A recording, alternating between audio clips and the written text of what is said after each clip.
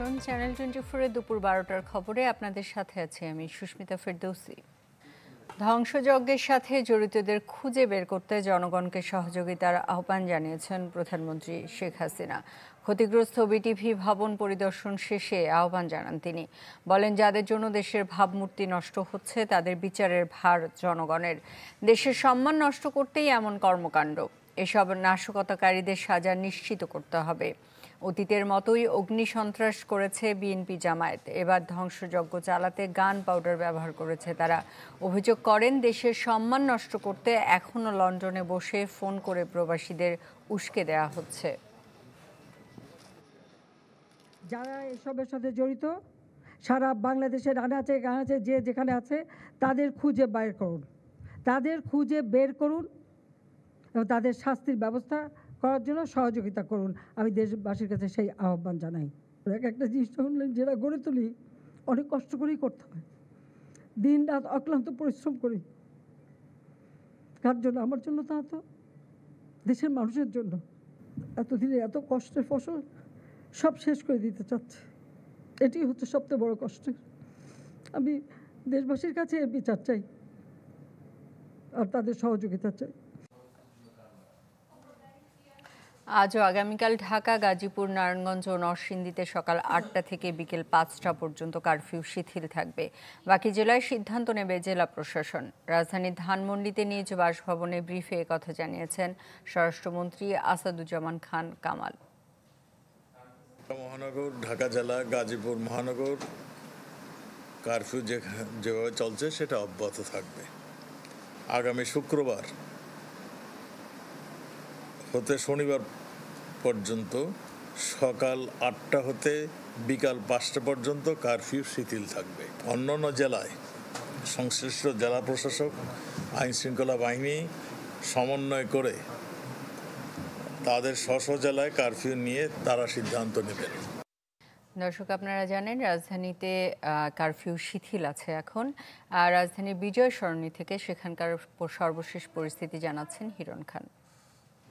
আমি এখন বিজয় সরণিতে অবস্থান করছি এবং বিজয় সরণির আজকের পরিস্থিতি যেটা দেখতে পাচ্ছি যে আজকে কিন্তু বিজয় সরণিতে প্রচণ্ড রকম গাড়ির চাপ রয়েছে এবং শুক্রবার হওয়াতে, ছুটির দিন হওয়াতে যেই চাপটা কম থাকার কথা গাড়ির, কিন্তু আজকে কিন্তু তার ব্যতিক্রম। এবং আমরা দেখতে পাচ্ছি যে সেনাবাহিনীর টহলও কিন্তু আমরা দেখতে পাচ্ছি এবং প্রতিটি গুরুত্বপূর্ণ যে জায়গাগুলো রয়েছে সেই জায়গাগুলোতে সেনাবাহিনী তারা অবস্থান করছেন, তারা টহল দিচ্ছেন বিভিন্ন জায়গায়। এবং এই যেই এলাকাগুলো রয়েছে বিজয় সরণি, ফার্মগেট, কারওয়ান বাজার, এই জায়গাগুলোতে আজকে একটু গাড়ির চাপ বেশি দেখা যাচ্ছে, কারণ বেশ কিছুদিন ধরেই সাধারণ মানুষ যারা ছিলেন তারা কিন্তু উদ্বেগ উৎকণ্ঠার মধ্যে এবং কারফিউর মধ্যে বাসা থেকে বের হননি দৈনন্দিন কাজে। আজকে যেহেতু সকাল 8টা থেকে বিকেল 5টা পর্যন্ত, অর্থাৎ অনেকটা সময় ধরেই কারফিউ শিথিল করা হয়েছে, সেই বিষয়টি মাথায় রেখে কিন্তু সাধারণ মানুষ রাস্তায় নেমেছেন এবং তাদের দৈনন্দিন যে কাজগুলো রয়েছে সেই কাজগুলো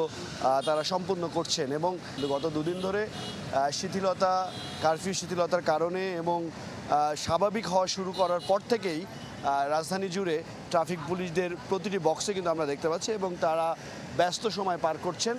এবং এখানে যারা সাধারণ মানুষ আছেন, যারা রাস্তায় বের হচ্ছেন, তাদের সাথে আমরা কথা বলেছি। তারা বলছিলেন আমাদেরকে যে এই বেশ কিছুদিন ধরে গত সপ্তাহ জুড়ে যে উদ্ভূত পরিস্থিতি বিরাজ করেছে সেই উদ্ভূত পরিস্থিতি এখন কিছুটা হলেও স্বাভাবিক হয়েছে এবং সাধারণ মানুষ বলছেন এই অবস্থা তারা চান না। তারা আগের যে দিনগুলো স্বাভাবিক অবস্থায় ছিল সেই দিনগুলোতে আসলে ফিরে যেতে চান, তারা শান্তি চান এবং খুব দ্রুতই সেই স্বাভাবিক অবস্থায় ফিরে আসবে এমনটি কিন্তু তারা প্রত্যাশা করছেন। এই ছিল এখান থেকে সর্বশেষ তথ্য। দর্শক, বরিশালেও এই মুহূর্তে কারফিউ শিথিল রয়েছে। সেখানকার যান চলাচল সহ জনজীবনের সর্বশেষ পরিস্থিতি জানাতে যোগ দিচ্ছেন কাউসার হোসেন রানা।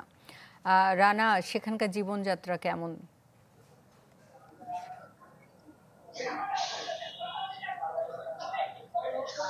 হ্যাঁ সুস্মিতা, বরিশালে দিন যতই যাচ্ছে পরিস্থিতির কিন্তু দিন দিন উন্নতি হচ্ছে এবং তারই ধারাবাহিকতায় যে কারফিউ শিথিলের যে সময়সীমা সেই সময়সীমা বৃদ্ধি পাচ্ছে। আজ সকাল 6টা থেকে রাত 9টা পর্যন্ত বরিশাল মহানগর এবং মহানগরের বাইরে জেলা অর্থাৎ সমস্ত জেলা এবং শহরে কিন্তু সকাল 6টা থেকে 9টা পর্যন্ত কারফিউ শিথিলের সময়সীমা নির্ধারণ করা হয়েছে এবং তারপরে যথারীতি কারফিউ হবে এবং সেই কারফিউ কতক্ষণ থাকবে সেটা পরবর্তীতে জানিয়ে দেবে জেলা প্রশাসন। এর আগে গতকাল সকাল 6টা থেকে সন্ধ্যা 6টা পর্যন্ত বরিশাল মহানগর এবং বরিশাল জেলায় সকাল 6টা থেকে রাত 8টা পর্যন্ত কারফিউ শিথিল ছিল। অর্থাৎ দিন যতই যাচ্ছে শিথিলের সময় বৃদ্ধি পাচ্ছে। এর মাধ্যমে কিন্তু বোঝা যায় যে পরিস্থিতি দিন দিন উন্নতি হচ্ছে এবং পাশাপাশি অফিস আদালত সবকিছু খুলে যাওয়ায় মানুষের ভিতরে সাধারণ যে কর্মচাঞ্চল্য এবং নিত্য প্রয়োজনীয় কাজ করার যে কর্মস্পৃহা, সাধারণ যে দিন যাপনের জীবনযাত্রা সেটি কিন্তু ফিরে আসছে। যদিও আজ সরকারি ছুটির দিন শুক্রবার, সেজন্য কিছুটা যানবাহন চলাচল কম আছে, দোকানপাট কিছুটা কম খুলেছে, তবে সাধারণ মানুষের ভিতরে যে স্বস্তি সেই স্বস্তি কিন্তু ফিরে এসেছে। যদিও পরিস্থিতি নিয়ন্ত্রণে রাখার জন্য আমরা কিন্তু রাস্তায় দেখেছি সেনাবাহিনীর টহল ছিল, বিজিবির টহল ছিল এবং পুলিশেরও টহল ছিল। অর্থাৎ আইন শৃঙ্খলা পরিস্থিতি নিয়ন্ত্রণে রাখার জন্য আইন শৃঙ্খলা বাহিনীর যে তৎপরতা সেই তৎপরতা কিন্তু বজায় রয়েছে। বরিশালের পুলিশের পক্ষ থেকে জানানো হয়েছে তারা যে কোনো পরিস্থিতি মোকাবেলার জন্য প্রস্তুত রয়েছেন এবং এখন পর্যন্ত কোথাও কোনো অপ্রীতিকর ঘটনা ঘটেনি। যদি ঘটে সেই পরিস্থিতি মোকাবেলার জন্য তারা প্রস্তুত রয়েছে। তো এই ছিল বরিশালের পরিস্থিতি। রানা, আপনাকে ধন্যবাদ। বরিশাল থেকে আমাদের সাথে যোগ দিয়েছিলেন কাউসার হোসেন রানা। এবারে রাজধানীর পরিস্থিতি জানাচ্ছেন সজল শাহী। রাজধানীর সড়কের যে চিত্র আমরা দেখতে পাচ্ছি সেটি কিন্তু গণপরিবহনের সংখ্যা চোখে পড়ার মতো এবং সেই সাথে কিন্তু ব্যক্তিগত গাড়িও রয়েছে। মানুষের চলাচল কিন্তু স্বাভাবিক হতে শুরু করেছে। আমরা বিগত 2 দিনের চিত্র যদি বলি সেক্ষেত্রে কিন্তু অফিসগামী মানুষ এবং জরুরি প্রয়োজনে যারা ঘর থেকে বেরিয়েছিল তারা কিন্তু প্রচুর পরিমাণে যানজটের মধ্যে তাদের পড়তে হয়েছে। তবে আজকে সাপ্তাহিক ছুটির দিন যানজটের চিত্র আমরা লক্ষ্য না করলেও কিন্তু মানুষের মধ্যে যে একটি কর্মব্যস্ততা বা মানুষের গন্তব্যে ফেরার যে একটি তাগিদ সেটি কিন্তু আমরা লক্ষ্য করছি। অপরদিকে আমি আগেই বলেছি যে গণপরিবহনের সংখ্যা অনেক বেশি এবং সেক্ষেত্রে কিন্তু যাত্রীদের সংখ্যাও আমরা লক্ষ্য করছি তুলনামূলক অনেক বেশি। অপরদিকে আরেকটি কথা যদি বলি যে আইন শৃঙ্খলা রক্ষার কথা যদি বলি, আমরা আইন শৃঙ্খলা পরিস্থিতি কিন্তু স্বাভাবিক রয়েছে, আইন শৃঙ্খলা বাহিনীর নিয়ন্ত্রণে রয়েছে। আমরা রাস্তার মোড়ে মোড়ে কিন্তু পুলিশের নিরাপত্তা বেষ্টনী লক্ষ্য করেছি। অপরদিকে কিন্তু সেনাবাহিনী বিজিবির টহলও আমরা দেখতে পেয়েছি। এই ছিল আমার কাছে সর্বশেষ। এবারে একটু ঢাকার বাইরে চট্টগ্রামের পরিস্থিতি জানবো, জানাচ্ছেন ইমদাদুল হক। আজ সকাল 6টা থেকে সন্ধ্যা 6টা পর্যন্ত এই 12 ঘন্টা কারফিউ শিথিল করা হয়েছে। আজকে শুক্রবার, সাপ্তাহিক ছুটির দিন। এই দিনেও লোকজন কিন্তু তুলনামূলকভাবে একটু কম বের হন। তারপরেও আমরা যেটি দেখছি যে রাস্তায় গণপরিবহন সহ ব্যক্তিগত গাড়ি চলাচল কিন্তু অনেক বেশি বেড়েছে। অন্যান্য যে কোনো স্বাভাবিক দিনের মতোই আসলে কিন্তু নগরীতে যে জনজীবন সেটি কিন্তু এখন আছে। একটু এর বাইরে আমি একটু বাজারের তথ্য যদি জানাতে চাই যে চট্টগ্রামের যে বিভিন্ন কাঁচা তরকারির যে বাজার আছে সেখানেও কিন্তু সবজি সহ অন্যান্য যে নিত্যপণ্য সেগুলো সরবরাহ কিন্তু অনেকটাই স্বাভাবিক হয়ে এসছে, যার কারণে দামও অনেকটা স্থিতিশীলতার মধ্যে কিন্তু চলে এসছে। আর চট্টগ্রাম বন্দরের কার্যক্রম ইন্টারনেট সেবার যেহেতু বন্ধ ছিল এর কারণে কিন্তু বেশ কয়েকদিন বিঘ্নিত হয়েছে, কিন্তু এখন সেটি কিন্তু অনেকটাই স্বাভাবিক হয়ে এসছে এবং আমদানি রপ্তানির যে কার্যক্রম সেটি অনেকটা স্বাভাবিক হয়ে এসছে।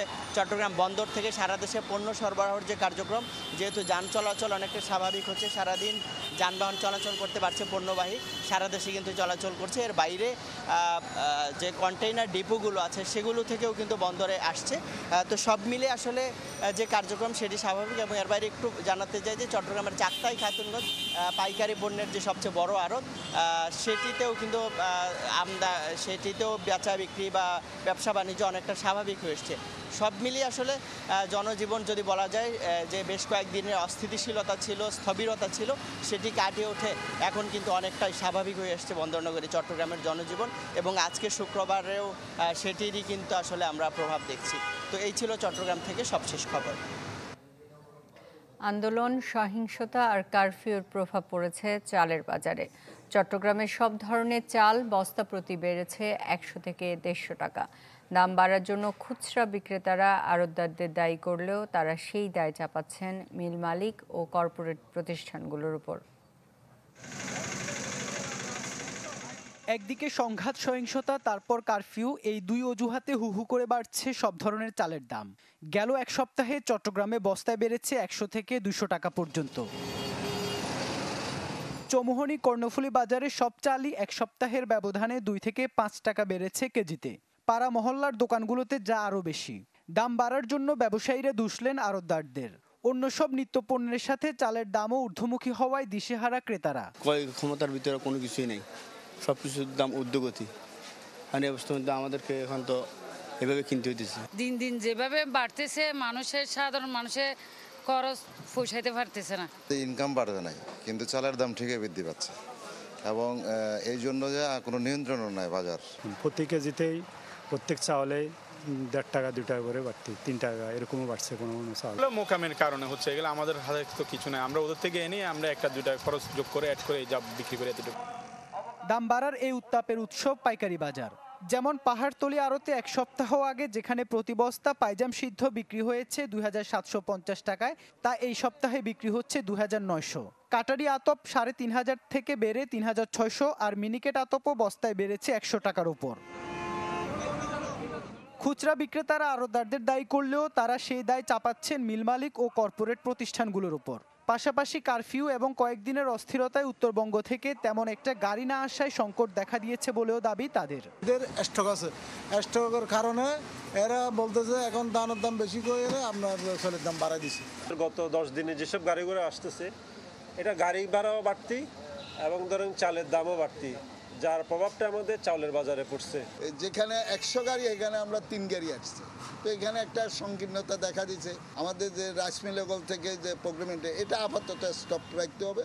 দ্বিতীয় হলো যে যারা ধান চাউল স্টক করছে তাদের প্রতি নজরদারি রাখতে হবে। যে কোনো অজুহাতে যেন চালের বাজার আরও অস্থির না হয়, সেজন্য কঠোর নজরদারির দাবি ভোক্তাদের। ইবেন মীর, চ্যানেল 24, চট্টগ্রাম।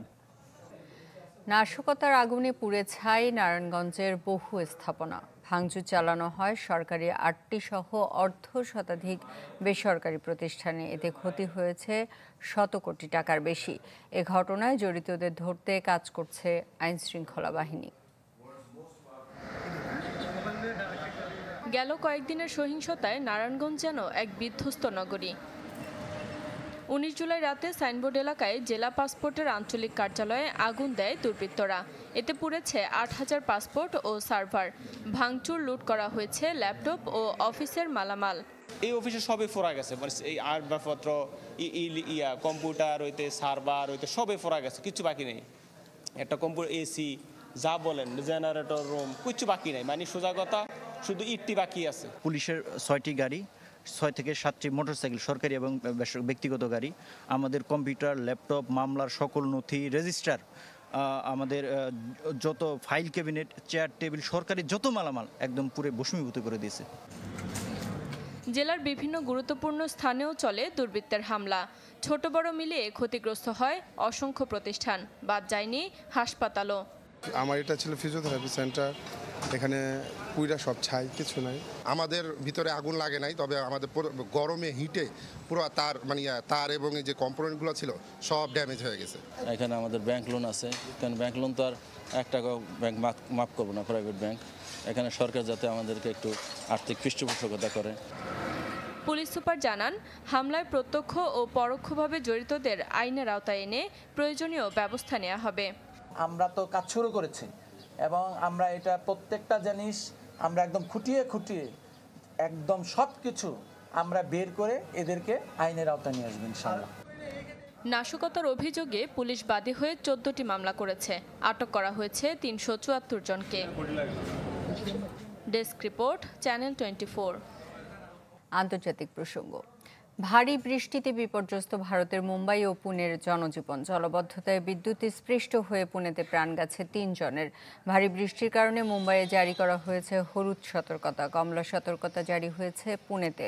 মহারাষ্ট্র ও কোঙ্কণ উপকূলে প্রবল বর্ষণে লাল সতর্কতা জারি করা হয়েছে। মুম্বাই ও পুনেতে পানির নিচে তলিয়ে গেছে বেশ কয়েকটি সড়ক, ব্যাহত হচ্ছে গাড়ি চলাচল। বাতিল করা হয়েছে বেশ কয়েকটি ফ্লাইট। ভারী বৃষ্টিতে বেশ কয়েকটি নদীর পানি বিপদ পথসীমার উপর দিয়ে প্রবাহিত হচ্ছে। আগামী 28 জুলাই পর্যন্ত বৃষ্টির পূর্বাভাস দিয়েছে দেশটির আবহাওয়া দপ্তর।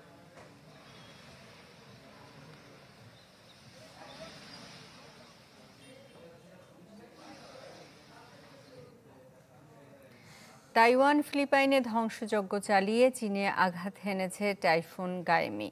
ফিলিপাইনে 21 ও তাইওয়ানে প্রাণ গেছে 3 জনের, আহত হয়েছেন শতাধিক মানুষ। চীনের ফুজিয়ানে উচ্চ সতর্কতা জারির পর বন্ধ রয়েছে ট্রেন চলাচল। নিরাপদ স্থানে সরিয়ে নেওয়া হয়েছে 1.5 লাখ মানুষকে। দেশটির উত্তরাঞ্চলে ভারী বৃষ্টি ও ভূমিধসের সতর্কতা জারি হয়েছে। প্রবল ঝড়ে তেলবাহী জাহাজ ডুবে যাওয়ায় পরিবেশ বিপর্যয়ের শঙ্কা বাড়ছে ফিলিপাইনের উপকূলে। জাহাজটিতে 15 লাখ টন তেল ছিল। সাগর থেকে এটি অপসারণে হিমশিম অবস্থা উদ্ধারকারী দলের। হামাসের সাথে 3 দফার যুদ্ধবিরতি চুক্তি চূড়ান্ত করতে ইসরায়েলের প্রধানমন্ত্রী নেতানিয়াহুকে চাপ দিয়েছেন মার্কিন প্রেসিডেন্ট জো বাইডেন। স্থানীয় সময় বৃহস্পতিবার দুপুরে হোয়াইট হাউসে বৈঠকে নিয়ে এ বিষয়ে আলাপ করেন তারা। গেল মে মাসে প্রথম এই চুক্তি উপস্থাপন করেছিলেন বাইডেন। পরে মার্কিন ভাইস প্রেসিডেন্ট কমলা হ্যারিসের সাথে বৈঠক করেন নেতানিয়াহু।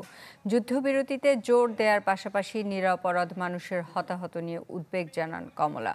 বলেন, ফিলিস্তিন ও ইসরায়েল আলাদা দুটি রাষ্ট্র প্রতিষ্ঠাই এই সংঘাতের সমাধান। গেল বুধবার মার্কিন কংগ্রেসের যৌথ অধিবেশনে দেয়া ভাষণে মধ্যপ্রাচ্যে যুক্তরাষ্ট্রের সাথে নতুন নিরাপত্তা জোট তৈরির প্রস্তাব দেন নেতানিয়াহু।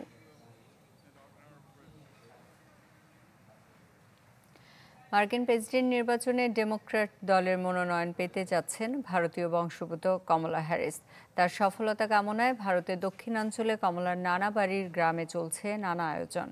মন্দিরে মন্দিরে পূজা অর্চনার পাশাপাশি বিতরণ করা হচ্ছে মিষ্টি। মার্কিন প্রেসিডেন্ট নির্বাচনে ডেমোক্র্যাট দলের সম্ভাব্য প্রার্থী হিসেবে কমলা হ্যারিসের নাম আসার পর থেকেই আনন্দে ভাসছেন চেন্নাইয়ের থুলা সেন্ট্রাপুরাম গ্রামের বাসিন্দারা।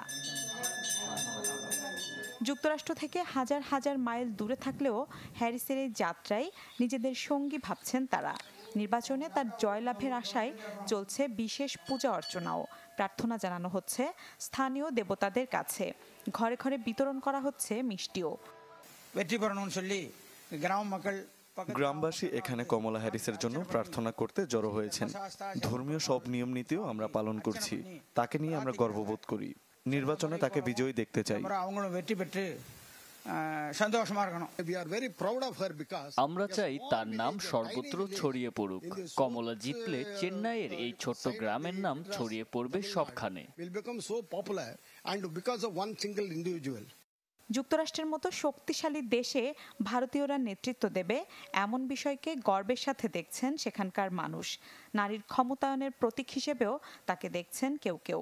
এর আগে কমলা হ্যারিস যুক্তরাষ্ট্রের ভাইস প্রেসিডেন্ট নির্বাচিত হলে সড়কে আতশবাজি ফুটিয়ে, পোস্টার লাগিয়ে ও ক্যালেন্ডারে তার ছবি ছেপে উদযাপনে মাতেন গ্রামবাসী।